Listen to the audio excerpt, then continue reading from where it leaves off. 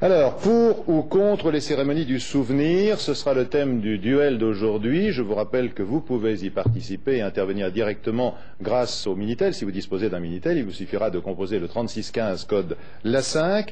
Geneviève de Gaulle, résistante de la première heure, présidente de l'association des anciennes déportées et internée de la Résistance, va expliquer pourquoi il faut maintenir le souvenir à travers ces cérémonies. Et Maurice Lézan, militant de l'Union pacifiste de France, il a fait la guerre de 39-45, il a été fait prisonnier, donc c'est un ancien militaire aussi, il sait ce que c'est que la guerre, lui dira pourquoi il est contre. Alors je vous propose tout de suite de lancer le duel, Maurice Lézan, en expliquant aux téléspectateurs de la 5, dont je rappelle qu'ils peuvent participer à ce duel en votant par le Minitel 3615 code l'A5, pourquoi vous êtes contre les cérémonies du souvenir. Je ne suis pas par principe ennemi des commémorations, et je pense même que la commémoration fait partie de la vie, puisque toute la vie a recours à la mémoire. Le tout est de savoir quel est l'objet de ces commémorations. Et selon cet objet, les choses varient du tout au tout, et n'ont pas du tout le même sens. Si la commémoration du 11 novembre était celle de la paix, était celle de la fin d'un cauchemar, d'un crime et d'une stupidité de 52 mois, je serais partisan de cette commémoration. Si au lieu de défilés militaires belliqueux, qui sont du reste assez contraires à l'esprit d'unité qu'on réclame pour l'Europe et qui constituent des menaces pour tous les autres pays, si au lieu de cela, on invitait tous les hommes du monde à venir se tendre les mains et à oublier toutes leurs erreurs du passé, je serais pour cette commémoration. Mais il se trouve que c'est la commémoration non pas de la paix, mais de la victoire.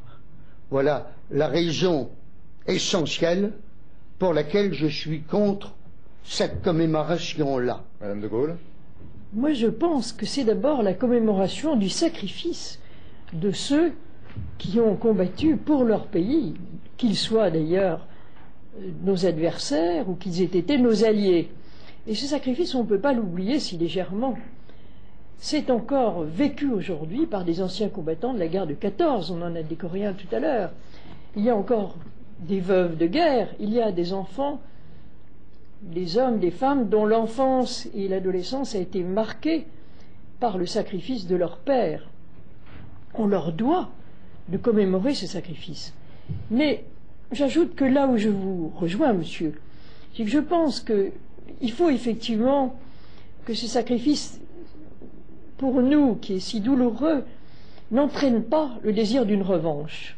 Il m'apparaît que Hitler n'a pas été vaincu, contrairement à toutes les apparences. Il m'apparaît qu'Hitler a été le grand vainqueur de la guerre, que jamais ses méthodes n'ont été plus employées à travers le monde, que la France libérée, disait-on, de son joug, n'a rien trouvé de mieux que de jouer les Hitler en Indochine ou en Algérie, qu'on a établi la torture, qu'il y a eu des oradours africains.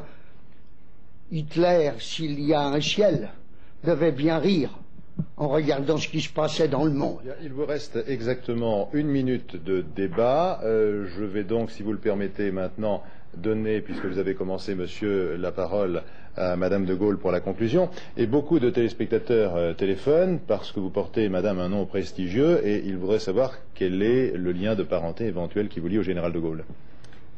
Je voudrais dire simplement en conclusion de ce qu'a dit, ce que vous avez dit, monsieur, que je crois qu'on peut, de toutes nos forces, désirer et agir pour la paix, et que ça n'empêche pas d'être un ancien combattant, et qu'il y a beaucoup d'anciens combattants qui font partie justement d'associations qui militent pour la paix.